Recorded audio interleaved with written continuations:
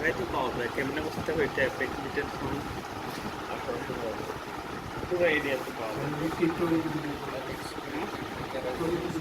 ওটা তো হাত দিয়ে বসে হাত দিয়ে দেখি তারপরে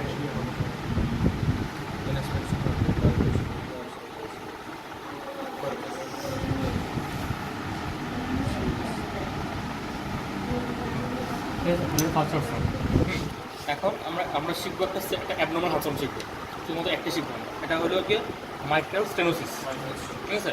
মাইক্রাল স্টেনোসিসের সময় সবার আগে করবেন কি, ঘুরে নেবেন বেল, স্যার আরেকটু দেখা ঠিক আছে? বেল ওকে, পেশেন্টকে লেফট ল্যাটারাল পজিশন, ওকে?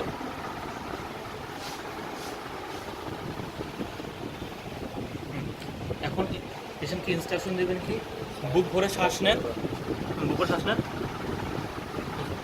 ছাড়েন, ধরে রাখেন, ব্রেথ হোল্ডিং পজিশনে আমি শুনবো,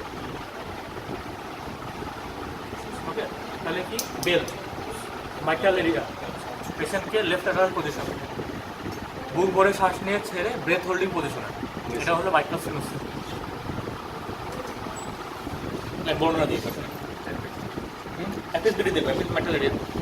তাহলে কি, on examination of precordium, on inspection, there is no visible apex beak, no scar mark, no inward vein, and the hair distribution is normal, and no other abnormality is present.